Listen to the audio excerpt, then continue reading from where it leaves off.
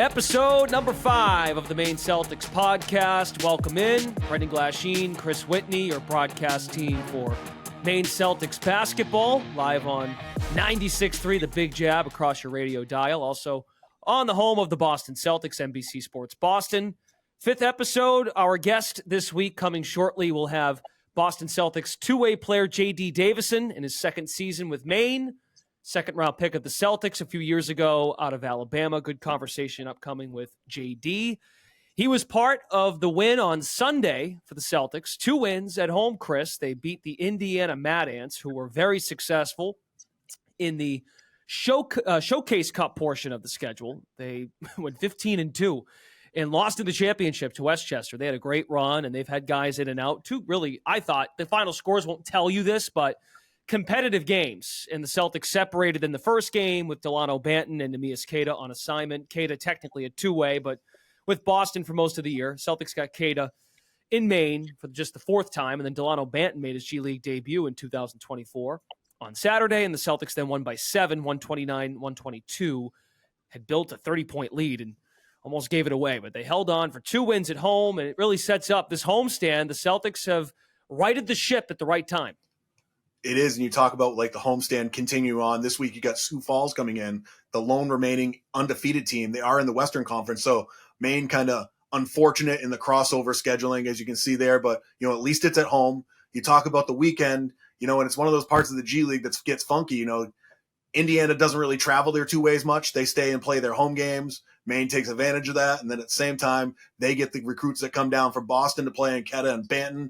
Those guys, of course, super successful. Banton puts up big numbers, helps defensively. At the same time, you watch Maine just turning that tide on how they're playing defense. It's a really good, team bond, get cohesion coming. They're communicating well. They're getting all over the floor. And the fans, we saw that at the end of the first game of the weekend with the Mad Ants. The fans gave them a standing O as the clock ran down. That was the big story for me the weekend, the big takeaway. Of course, you had the NBA guys come down and Banton, but it was the way they played defense. And if Maine can play defense and then offensively move the ball the way they were, high percentage of assists per field goal on Sunday, they're going to move the basketball like that, play team offense, team defense.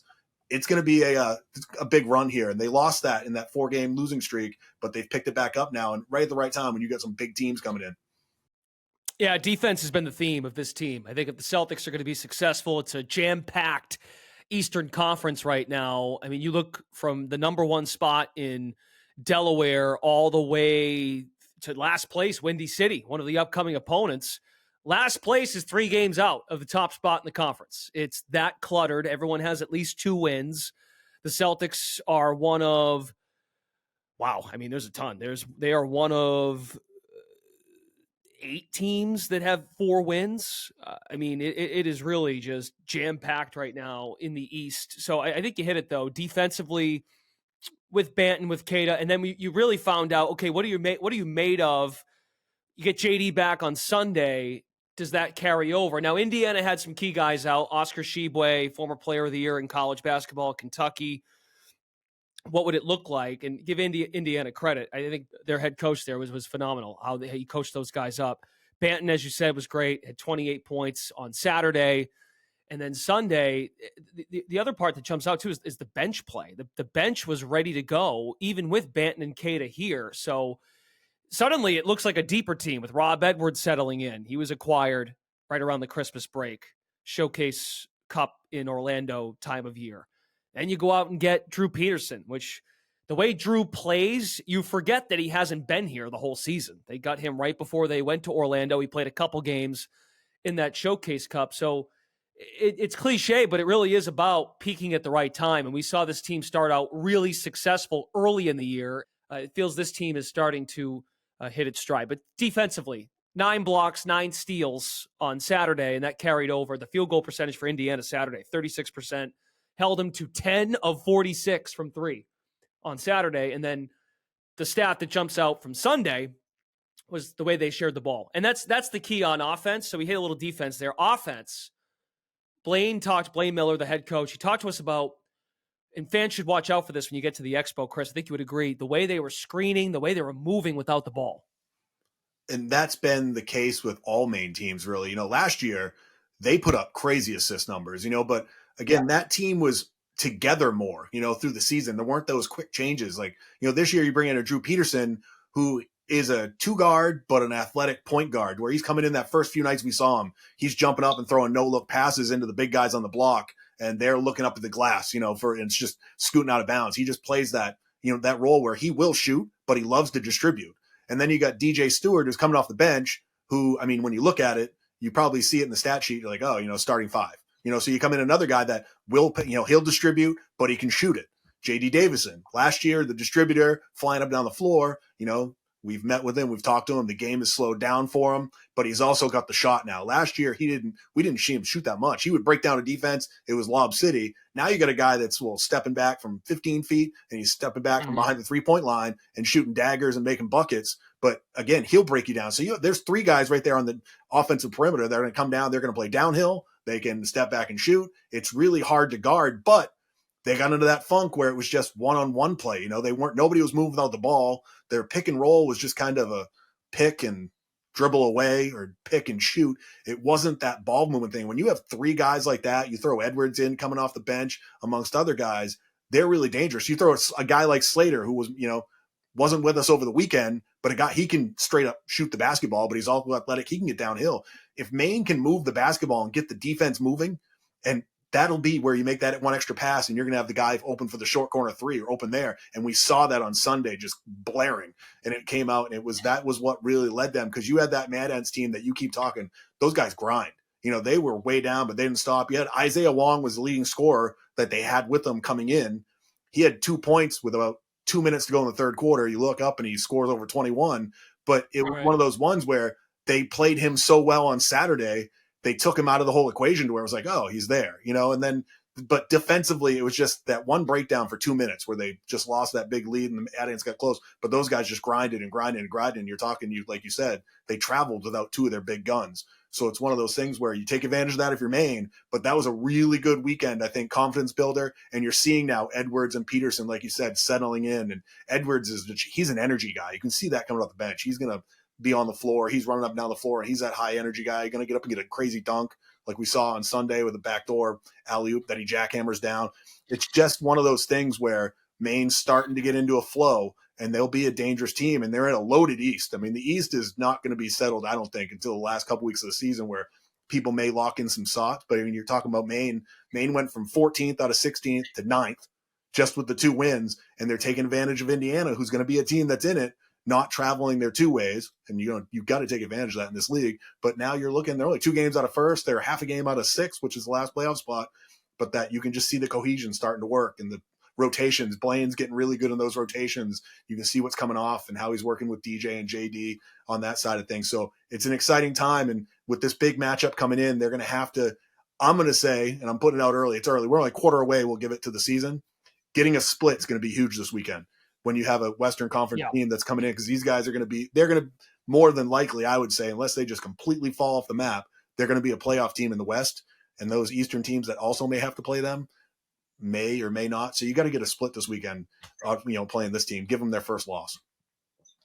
Justin Champagny is leading Sioux Falls. He had 36 in their last game. Sioux Falls was supposed to play the Texas Legends in Texas, but with some travel issues, they have moved those games to a later date. So Sioux Falls will actually come into the weekend. Their next game will be against Maine. They're supposed to play 2 games this week in Texas for their longest road trip of the season, which I found interesting because Indiana came in over the weekend. They played their first 6 games of the regular season at home and had to start a 3-game trip in Maine. So for those not familiar, you play the Showcase Cup. That's 16 games, 14 to decide who's in the tournament. Then you play 2 exhibition games minimum. Of course, Indiana played in the finals. They played 3 games down in Orlando, but you play that portion of the schedule. Then everyone goes back to 0-0, and you play a 34-game regular season. It's a lot like minor league baseball, how they do the first half winner, second half winner. In this case, the first half doesn't matter as it pertains to who makes the playoffs. Some individual players, you mentioned Peterson, which we've yet to come up with an official nickname, but the way he is elastic. He's like a ball of elastics, and maybe just call him Stretch. There's it's such a popular basketball name. There's a ton of guys that probably get the nickname Stretch, but that's what Peterson's been doing here in the regular season. 17 points a game, 7 rebounds, 4.5 assists a game for Peterson.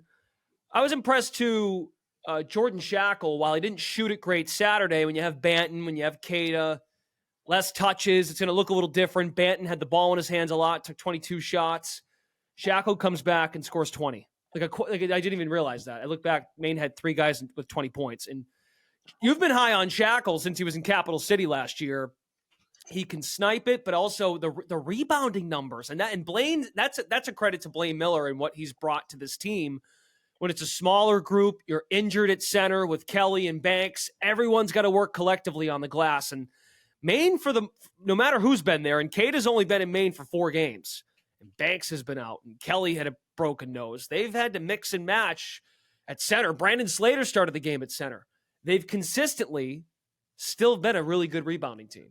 And it's not just a rebounding team. You talk about, like you just touched on it, the smaller size-wise. I don't have it in front of me, but I would venture a guess that you have guards and JD, DJ, Shackle may be up there. I'm going to guess Peterson's not that far away in being in probably the top 5 of team numbers in rebounding. And they gang rebound. You'll see it where a defensive board goes up and there's 4 green jerseys in the paint.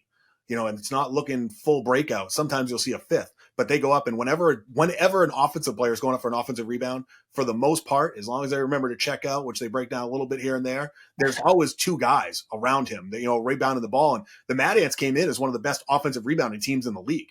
Yeah. And Maine held and hung with them. And I mean, they weren't huge by any means, but just the way Maine's backcourt gets in and can rebound, that's just another thing, because as soon as those guys come in, you're not looking for an outlet. You have a point guard with the ball. It's get it and go. And Shackle's one of those guys. He'll get in, quietly sneak out. He's got 6, 7 rebounds. You look that way. But how I touched on, Peterson, DJ, JD, breaking down the defense, whether it's a pick and roll, that's that option. He's that guy that's just sneaky as long as he's moving away from the ball, he's that guy that gets lost by the defense. He's in the short corner. Now you got JD rolling down. He's got a lob. He's got his pull up. He can go to the rim, or it's the kick out to the corner for an open shot from Shackle. He doesn't miss much of those. He struggled a little bit on Saturday, but we got to see on Sunday his shooting touch. And that's where I was high on him. As soon as I walked into the room at media day and he walked in, I was like, oh boy, because the way they have guys that can break it down, he's a guy that's going to kill you from the outside, because he can head fake you. When a defense tries to recover, comes back health side, he gives a little head fake. He can get into the paint. He can give a head fake, just a little stutter step. Boom, he can knock down a 3 from out there. So the way Shackle can fit into this offense, we saw a little bit on Sunday. It's going to be a sneaky, 15 to 25 points. And it's going to be because the defense can't count and they can't help side to his side.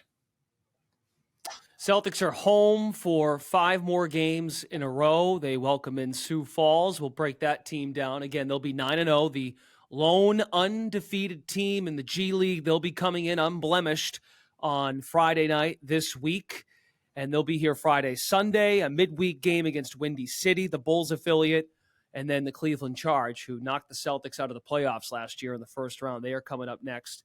Speaking of next, the up next game in the NBA G League, it's the edition of the All-Star game for the G League. They will compete. It's presented by AT&T. It's an All-Star weekend in Indianapolis, where the NBA All-Star game is. So it's the same exact weekend. The up next game. You were adamant to say this on the air, and I think you're gonna echo those sentiments on the podcast. But JD Davison nowhere in the top 10 right now as far as the voting is concerned. The votes from the fans do play a part in this. And JD Davison is our guest. Let's tee up the interview first, then we'll get into JD. But JD Davison's got to make noise here. He had another double-digit assist game on Sunday. Came right back after being banged up on Saturday. Didn't play. Played Sunday and 10 points. He didn't have his best offensive day, efficiency-wise, but still found a way to create for others. And he had 4 blocks in the game. That's what JD does. I think that's that maturity level that's coming year number 2. He has that first year under his belt where, like we've touched on, he was hesitant to shoot a lot. Now he's got the jump shot going. He's breaking it down, but at the same time, he can quietly distribute. But him being on the floor, when he gets the dribble penetration or anything like that, now offenses are keying in, defense, is keying in on him, and it's leaving the other guys open. And that's where he's able to get the assist numbers. But I'm talking right now, people got to get out and vote for this kid, because it'll be a shame I'll be upset. I'll leave it at that. If this kid isn't playing in the game himself, he deserves every bit of it. The numbers he's putting up and what he's doing against teams and the way he's playing, he deserves to be in that game. So if you're watching this, when you're watching this, while you keep watching this, vote for him. Get in and vote for him. And hey, DJ Stewart and Peterson, like, they're not far behind in what he's doing. I mean, JD and DJ, we touched on that earlier in the season. Their numbers were almost identical, going back and forth between rebounding and points and assists and everything else. So get JD some votes, but we are out there, let your thumbs hit onto DJ and Drew and anyone else in the Maine Celtics. But I will be a very upset human being if JD Davison is not involved in that basketball game in Indiana. The up next game will feature 4 teams of 7 players. They will compete in 2 semifinal games. Then they'll play in a championship game. 28 players get in. 10 are selected by fan vote. The remaining 18 will be selected by the league. It'll also include 8 members of NBA G League Ignite and 1 member of the Indiana Mad Ants. So that could very well be Sheboy, the way he's got double-doubles and the rebounding. Sheboy's had a great year, his first year out of Kentucky. So, yeah, you want to make sure you vote. And that includes DJ Stewart, Drew Peterson. Peterson, when you collect his stats from Sioux Falls, his former team, a revenge spot for Drew Peterson. He was with Miami, wasn't on a two-way. He was on a standard G League contract, and that's what made him available for the Celtics to go out and sign him to a two-way deal. So you got DJ Stewart, you got Drew Peterson, and also JD Davison, who's putting up big numbers. He's up there with Sheboy for double-doubles, second in total assists. He's creeping up on double-digit assist games now, up to 10 for the year after Sunday's performance. Without further ado, we caught up with JD over the weekend. He's actually in Boston. Well, pardon me, he's in Toronto. The Celtics are on the Boston Celtics are on the road in Toronto. But we talked about this. He's wearing the "Energy is about to shift" T-shirt that was coined by Jaylen Brown a couple years ago when the Celtics went to the finals. And we discussed that and more. Here is JD Davison on episode 5 of the Maine Celtics podcast.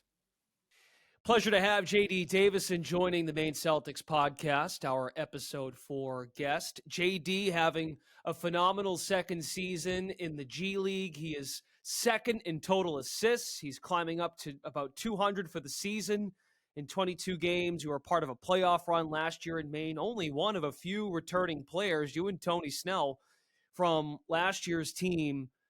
I want to dive in, JD, on what we talked about with you back in October. You went through training camp with Boston. You were one of the young guys that were back early in September, gearing up for what is a title or bust season in Boston. But for you personally, you put on some weight in the offseason. Take us back to the offseason after the year ended in Maine. You lost the playoff game to Cleveland. What was the self-evaluation, you and your people? What was the evaluation as far as your body and how you felt you had to get your body right? And why that first year last year made you think, okay, I got to put some weight on? I'd say last year was like first pro season. So coming into my second pro season, talk with family, agent. My agent is Mike Miller, so he been in the league a while, so he know the level, knowing what you need to get to where you want to be, and knowing my goals. So I just needed to get in the weight to be a point guard in the NBA, to be a guard, to guard my position and guard multiple positions.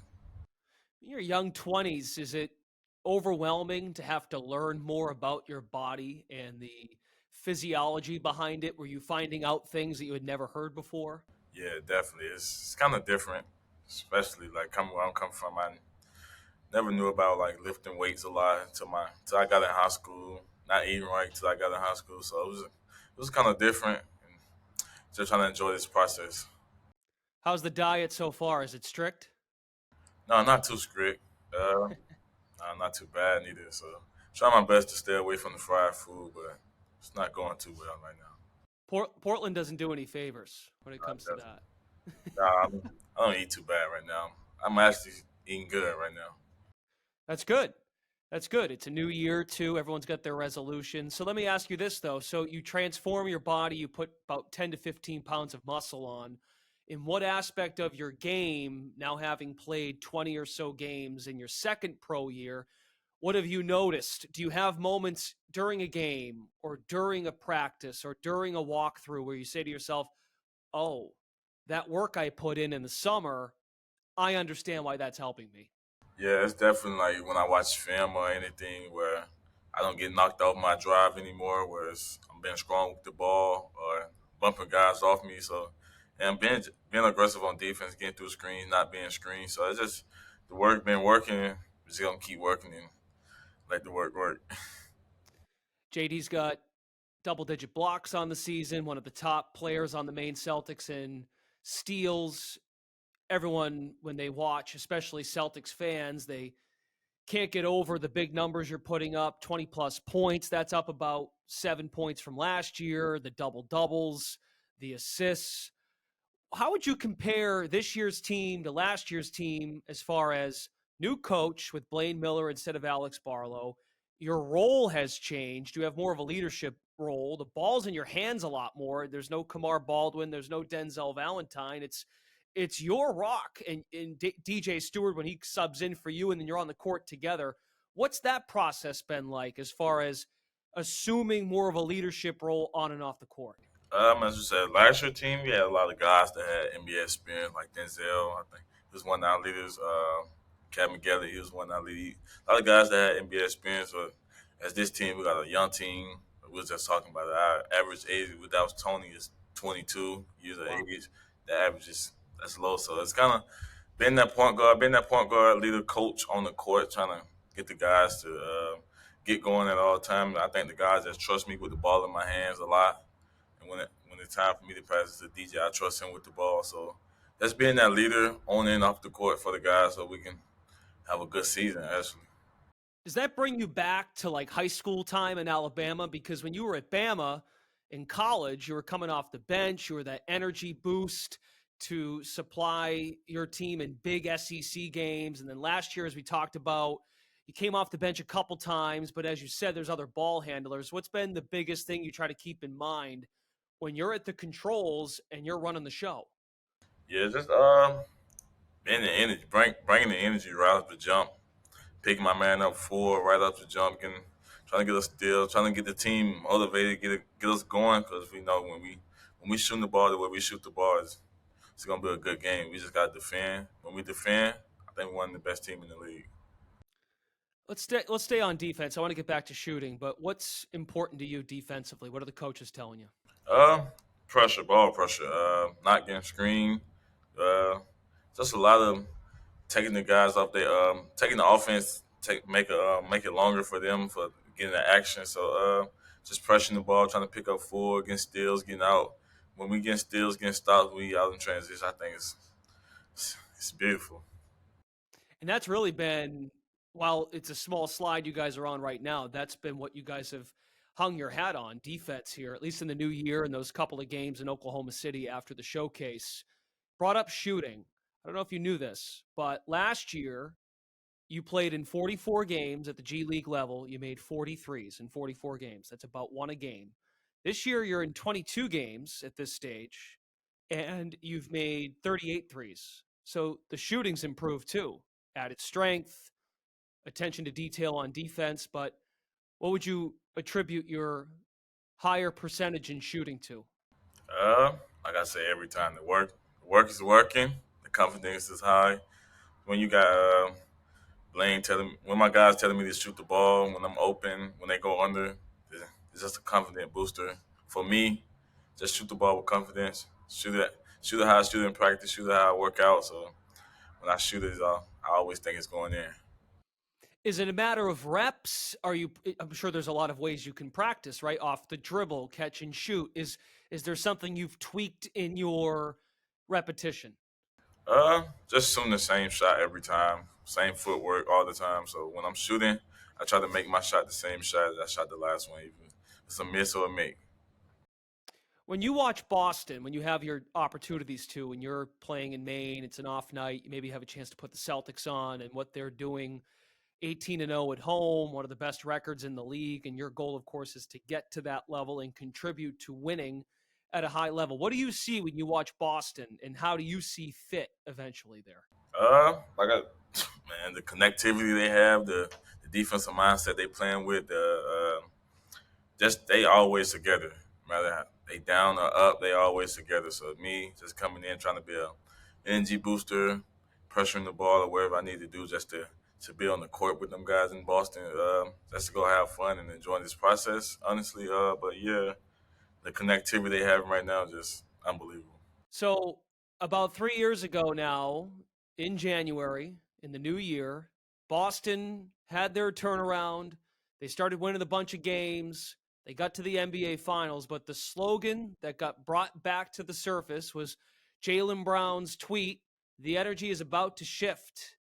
And I've seen you in warm-ups wearing the shirt that JB gave out to all the guys. Are you a big fan of the slogan? And Yeah, definitely. how does that connect to you?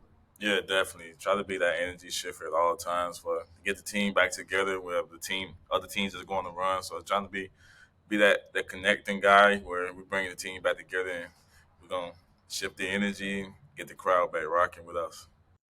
Now that you're in year 2 as a pro in Boston with the Celtics organization, who's a guy or two that you relied on in training camp that you kind of watched carefully? I think we talked about this back in the fall when you brought up Drew Holiday when the Celtics went out and got him.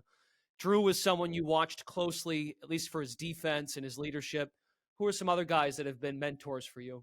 Uh, Jaylen Brown, like last year, he told me where anytime I get an opportunity where we blowing the team out, you get the garbage minutes, just go out there and make the minutes the most you can. So he one of the guys I talk to a lot. And Luke Cornelius is a guy where Luke. Everybody loves Luke, so he one of them good guys you can talk to at any time about anything. He's a funny dude, huh? He's got a very dry sense of humor. He was the ice in his veins in Indiana last week. The guys were having a hoot about that on the bench. What's it like being around Luke? You had a chance to, for a little bit. He was in Maine before your time, but a G League project, was in the Chicago Bulls organization. What's it like being around Luke when you've had your opportunities? Man, just being around Luke is always just gonna be good vibes. Luke's always a person where you can lean on, talk about anything with Luke. I always talk to Luke about the G League, about especially last year we talked about my team can beat his team. We always talked about stuff like that. So Luke's just a great guy you can talk to at any time. If I remember correctly, in one of the games you played in last year, you lobbed one up to Luke in a game. Yeah, we always talk about like who the best lobber on the team, and Luke gave me that title. Really? Yeah. And how did you feel when he said that? I needed that because I was bragging about it. Something I noticed too, and you haven't had as many lob opportunities with some of the mixing and matching at center, but when you had Fee last year, you were so off-putting in the sense that sometimes you wouldn't be able to tell if you were trying to lob the ball up or if it was a true floater. Yeah. That deception, and you know about it too. That's why it's great. And you got that smirk on your face, like, yep, that's the whole idea. How do you master the craft of the lob? I talked with my oldest brother where we always talk about watching film on other guys in the league where we watch Trey Young make his floater look like a lob, where his lob look like a floater. So we always try to make that look like each other, so where nobody knows what's happening. But like you said, I haven't got many lob this year because I guess team been watching film, they know what's coming. Yeah. Trying to be more aggressive, so when that being more aggressive, open up that lob more.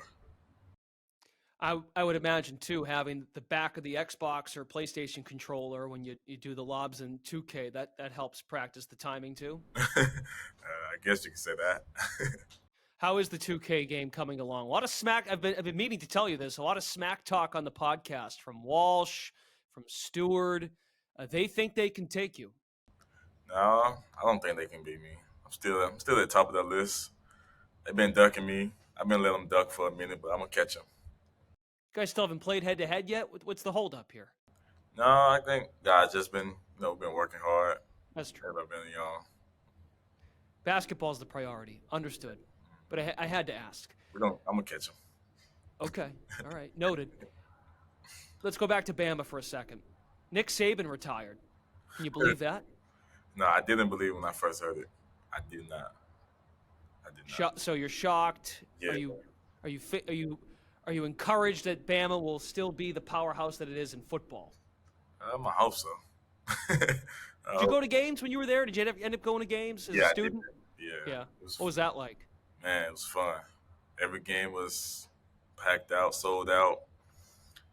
Good environment. Everything was just everything you'll dream of, honestly. And Bama's also become a really great basketball school over the years, and what Nate Oates has done to transform that program. You played under Nate Oates. What do you make of this year's Bama team on the hardwood? I haven't been watching them as much. I've been keeping up on Twitter. on Twitter saying that what 1-0 in SEC. So go win the SEC, win the SEC tournament, get to the March Madness, and make a big run. What was the biggest advice you think Nate Oates ever gave you in your 1 year at Alabama? Just be you. Be yourself at all times. On the court, off the court, just be you. It's gonna take you a long way. So I saw something on, I think I was at a Celtics game recently, and they had the Jumbotron up, and it was probably back on media day, I would imagine. They have these, fun games, and the fans get a kick out of it, and they got their eyes glued to the Jumbotron. And one of the questions was, do you bite or peel string cheese? And Hauser said that he doesn't eat cheese, but Hauser would be a biter. And Jordan Walsh said he's a peeler. Are you a biter or a peeler when it comes to string cheese? I probably would be a peeler. I don't eat green cheese, but I definitely be a peeler. Okay. What's the go-to snack? Like a cheat snack? Cheese snack, hot fries. Hot fries and probably Gatorade. Fries and a Gatorade. Gatorade Zero, or do you drink the sugar Gatorade? I need a Cool Blue Gatorade. No Gatorade Zero. Cool Blue. Makes the tongue turn blue, and I would argue it's probably the best Gatorade flavor out there. Yeah, it's definitely the best. Can't argue. Can I ask you about your hair and how what goes into growing the fro, when you cut the fro shorter? What's the evolution behind JD Davison's electric fro? I honestly don't know. I think my mom just like it like this sometimes where she see it flying back when I'm running up and down the court. I think she likes to see that. Well, to me, I honestly don't care. I just wake up, do like this, and I go about my day. How long does it take to grow it that long? Been a minute, like 2 years probably, couple years. Couple years. Yeah. So when's the last time you think you had like a true like full haircut? Probably elementary school. Wow. Yeah. Okay. Interesting. That's great. I mean, I enjoy the hair too. I was just curious does it ever get in your way when you shoot or when you try to play point? It's all good. So you've had a great year 2 in the Celtics organization. You've grown from year 1 tremendously. For this next half of the year in 2024, primary goals for JD Davison? You always have your personal goal, but my goals are to get this team back to how we was playing during the showcase, where we showed a glimpse of it. What second half, first half was this regular season. Just being a leader to this team, being that point guard, coach on the court, make the guys better, go out and win some games and make the playoffs. And last one for you. I always enjoy this with young players, especially guys in the G League. What's something you know now that you didn't know 2-3 years ago when you were a young kid in Alabama playing for the Alabama Crimson Tide in college, and now you're a pro, you're a second-year pro, and you're still in your young 20s? What's something that you didn't know a couple years ago that you know now as far as being a professional basketball player? Like I said, like my high school, I never like took care of my body as like taking the ice baths or getting soft tissue or anything after a game or before a game. So now, just coming in from year 1 to year 2, getting more treatment, take care of my body so I can have a long, successful career. He's JD Davison, former second-round pick of the Celtics, on his second 2-way deal, putting on a show in the G League, second in the league in total assists, 14 double-doubles. JD, we appreciate the time. I will get back to you on this 2K thing, because if it doesn't come to fruition, I would find that to be pretty I don't know. I would be disappointed if that doesn't play out. So I'm gonna see him. Thank you.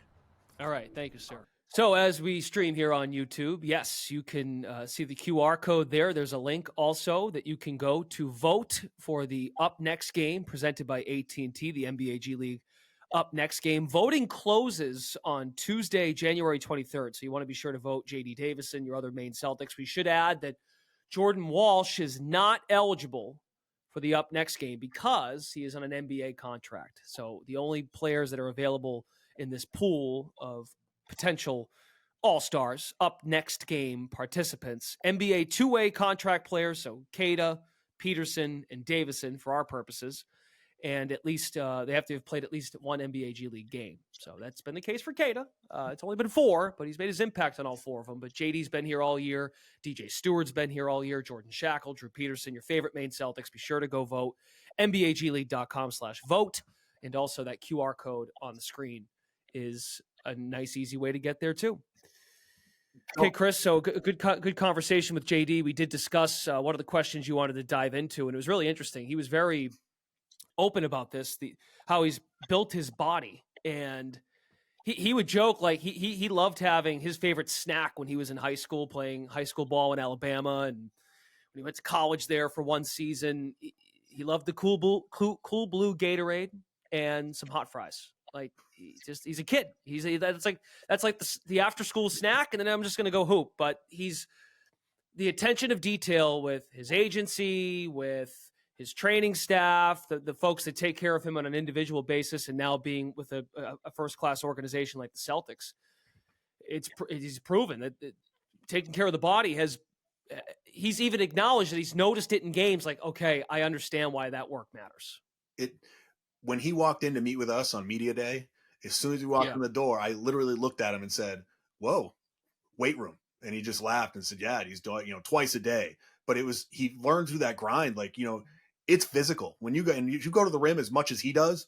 It's real physical when you get in there, because it's a little different than the college basketball game where you go up and a guy might go straight up. There's guys going up and they're looking to get their shine too, and they're not going to let you dunk on you. And he's looking to go up big time like that. But he took a lot of contact last year. And when you're as high up as he is, coming down, hitting the floor, put a little more muscle on, you can survive that. But you can just see it in his game too. He's able to absorb a little more contact, just dribbling, going off the ball, and that kind of stuff, coming off screens. He can fight through that a little more physicality, but it is going to help him. It's a long season. I mean, it's a grind like that. But we're also talking about a kid that his junior year of college would be happening right now.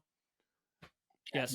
So it's like, he's still a young. So you're talking about the cool blue Gatorade and the hot fries. Like, I mean, everyone loves little hot fries every now and then, but he's a kid. He would literally be a junior in college right now, and he's in his second G League season, and he's just, the way he's gone, it would be scary to see him in the NCAA right now playing the way he is this year over how he played in the G League last year. He'd be putting up monster numbers in the SEC. It would be wild to watch that. But I mean, his attitude, you can see him. He's got some more smiles. Last year, he almost looked timid.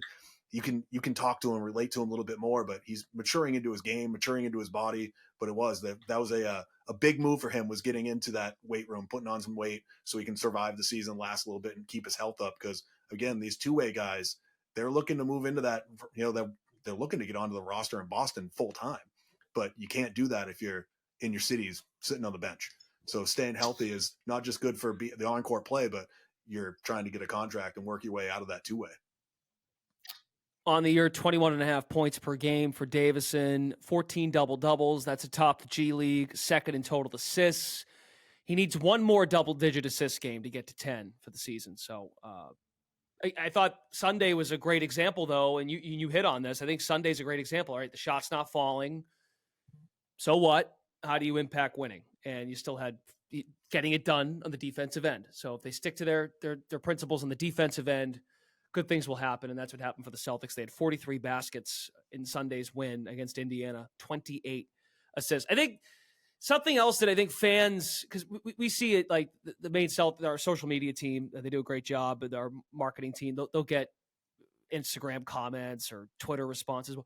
We got to get Jordan Walsh. We got to get JD to Boston. Like, Jordan Walsh was in high school a year and a half ago. JD Davison, you said it would be a junior in college. What's fascinating, and maybe we should pick up on this down the road if we're doing this for another half decade.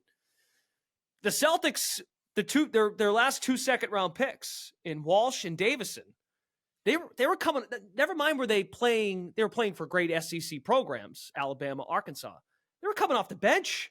Like, Alabama, best team in the SEC that year.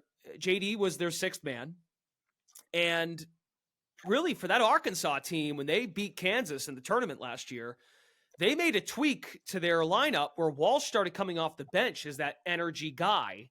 So maybe they've identified. Now, it's different for every team, because every team in the NBA is at a different level as far as, are we competing? Are we bought in? And the Boston Celtics are clearly bought into winning a title now. So their timeline's a lot different.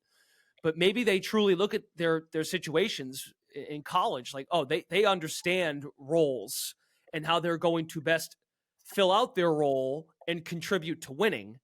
And that's, I even forget that sometimes. Like, oh yeah, like they weren't even like the stars on their own college teams, but they saw something where they buy into roles, and that's something we have to keep in mind too, I think. Well, you look at that and you say that you have a guy that was a 5-star recruit, goes to Duke and is a one and done, and DJ Stewart, and he Right.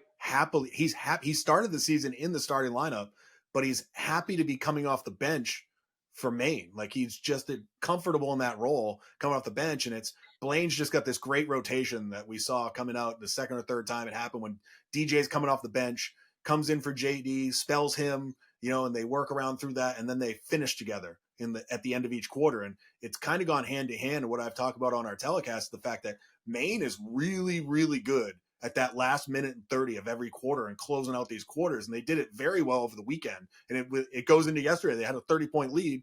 They come back in, and all of a sudden from the 4 minute to 2 minute mark, it comes to a 4-point game. And I actually looked at you. There was a minute 26 on the clock, and I said, we're good.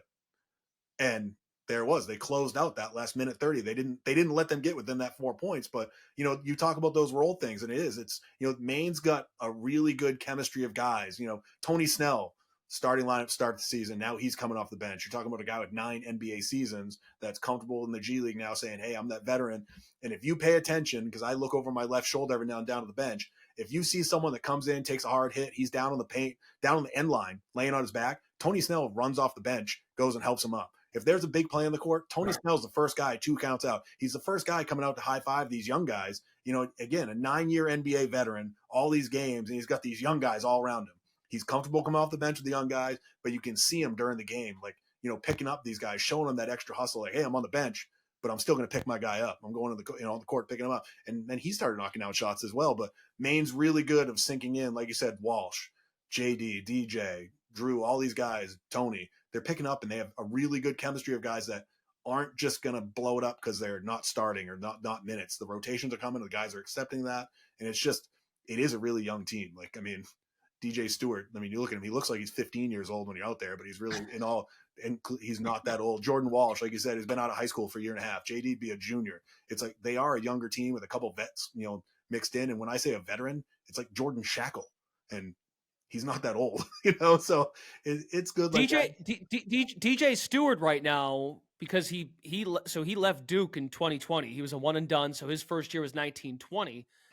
In theory, if he stayed in college, he'd be a 5th year at Duke. Say had he stayed, got the COVID year, that's more perspective of how young they are too. But you can see that. And when you do come out to games, or if you're just watching on TV, watch the main bench at times when the camera's down there, and you're going to see a guy like Tony Snell, and he's the oldest, he's the old guy out there, and he's been there, and you'll see what he's bringing to the floor, and the fact of, I think the younger guys are picking up on that. And when Tony makes a big play, it's kind of funny because you see Sam Hauser, he'll get like a big dunk or follow up. The whole bench loses it. He's jumping up down the floor crazy. But Tony Snell's kind of the opposite. He's that old guy veteran. And I use old guy very easy. He's 31, but you come off, but the same thing.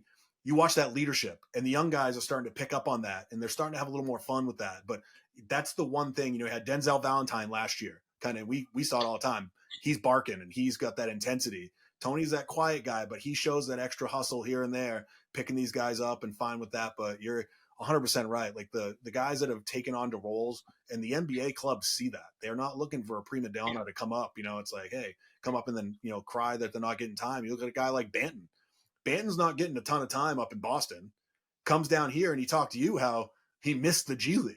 And it wasn't just because he blew up and scored 28 points. It was just he kind of missed the atmosphere and missed that kind of stuff. But you're talking about a guy that can come down here and then, hey, you're going back to Boston, and he knows he's going back to get his 3 to 9 minutes if on a good night like that. But on a good night or a bad night, right? Yeah, and he accepts that kind of stuff. So Boston's got a really young roster up, and take Al Horford out of the equation. You got a really young roster up in Boston. You got a really young roster down here, but we've also touched on the fact that, Brad Stevens is in Portland Saturday afternoon for a 1:00 tip. And then he's right back in Boston that night. But Boston's really good of tracking what's going on here in Portland and with the Maine Celtics and everything that's going on. And it's the one kind of organization, I think, that has accepted, hey, we're going to utilize Maine. We don't just have Maine. we're going to utilize Maine. So they have their two ways down there.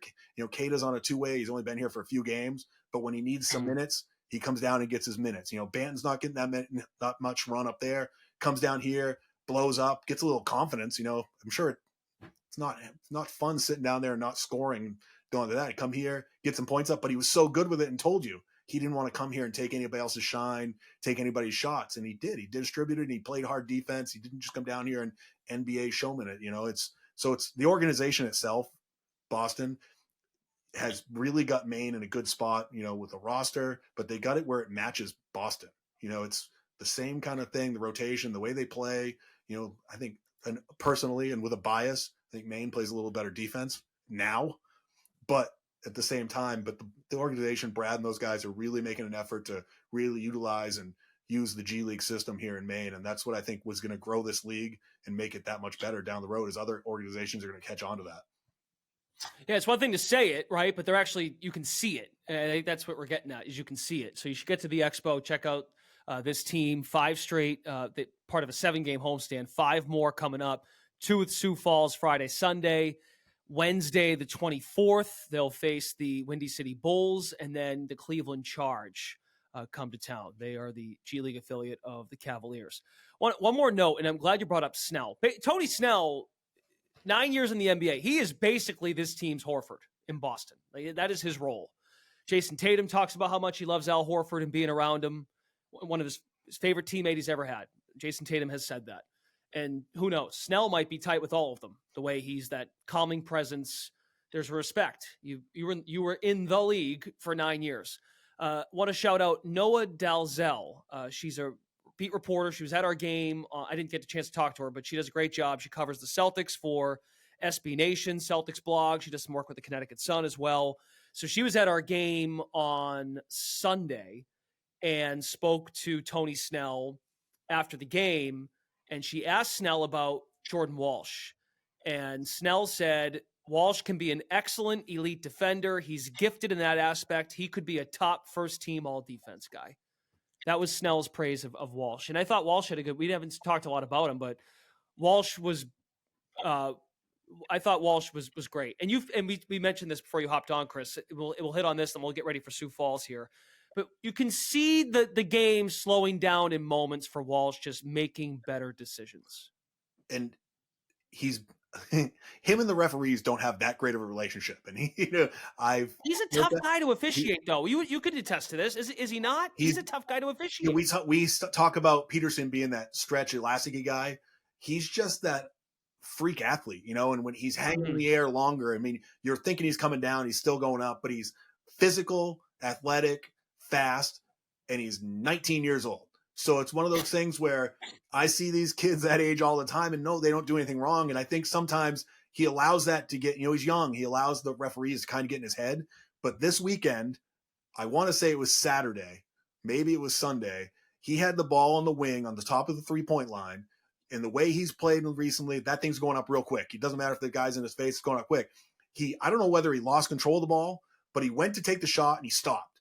And then he brought it back in, settled it, got it back, triple threat, looked, you know, chinned the ball, looked at the rim, guy broke down on him. He didn't force it, and he swung the ball and got out of dodge and went and, you know, moved away from the ball. And that right there was the moment that I think Jordan Walsh showed that he's coming into his own, and it's not going to be long before his game's just going to completely come out. Because like you said, he's super fast, super freaky, can play defense, and we can see him get up, you know, blocking shots, that kind of thing. And we've seen him, he goes to the rim. I think that's going to be the next thing that comes to him.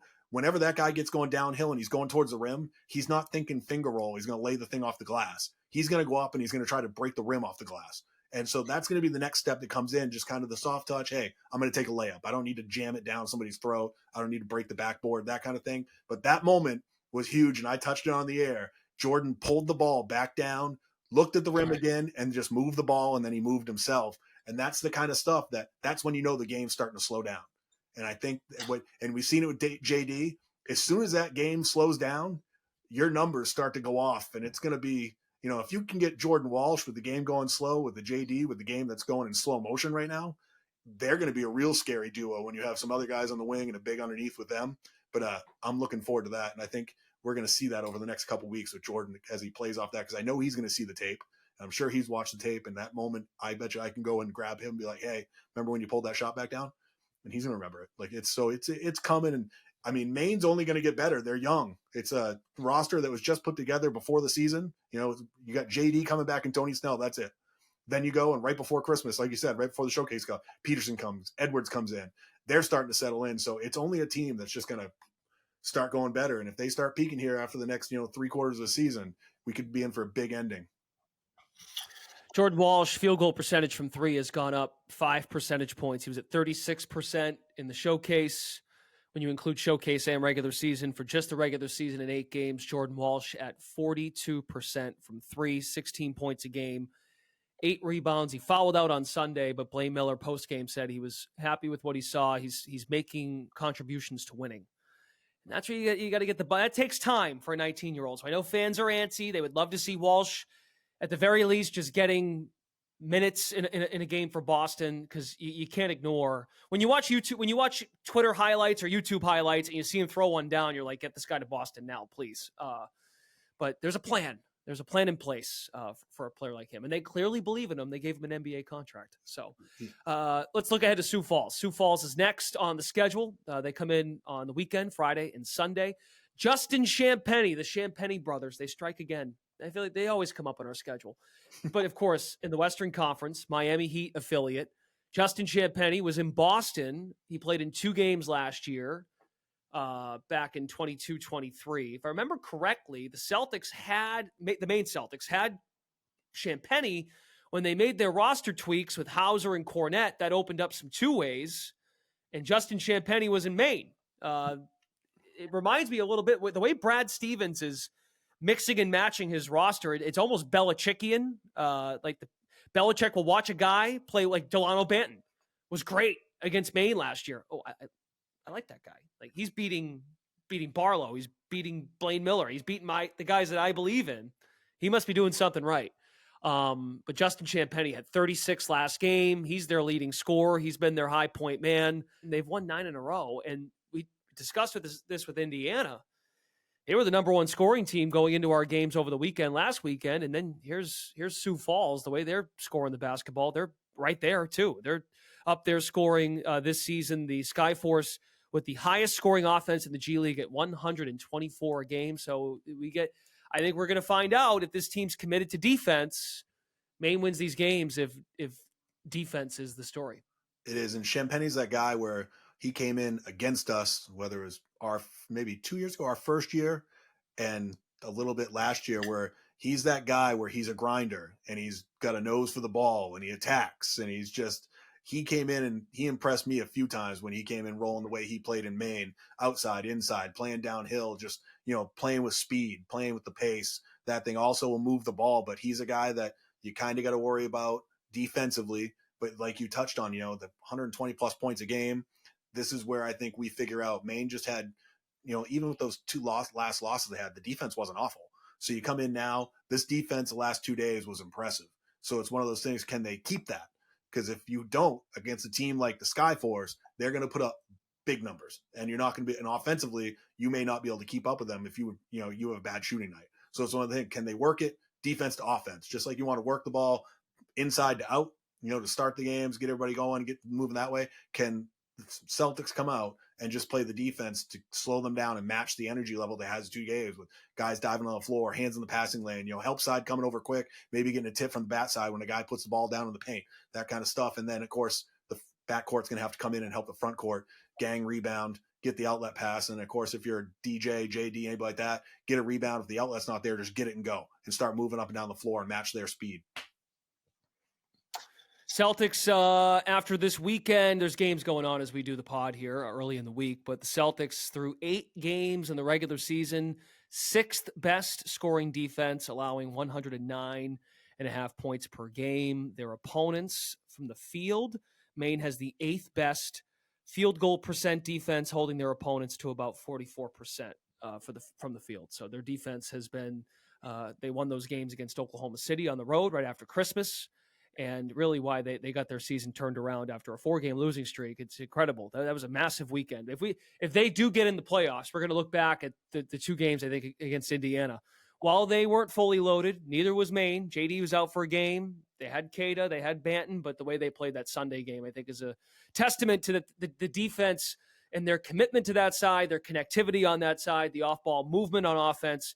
That is starting to turn a corner. So it's exciting. It's a good time to get to the Expo. 5 straight games for the Celtics. They get back in action on Friday night against Sioux Falls, starting at 7 o'clock. We will be the Celtics. Boston's on ESPN Friday. They're playing Denver. So I think you'll be able to get us on Friday. We're actually on Tubi on Friday. We're on Tubi with Boston pre, half, and post coverage. So no NBC Sports Boston. We're on tape delay there. We will be live Friday on Tubi, free to download, easy to find. It's not that complicated, I promise. Maine, Sioux Falls, Friday, 7 o'clock, January 19th. And then Sunday, we're back on NBA TV and NBC Sports Boston, 1 o'clock tip Sunday at the Expo, MaineCeltics.com to get tickets.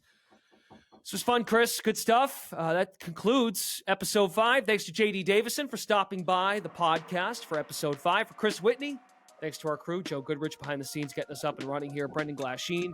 Thanks for watching and listening to the Maine Celtics podcast. We'll talk to you again real soon.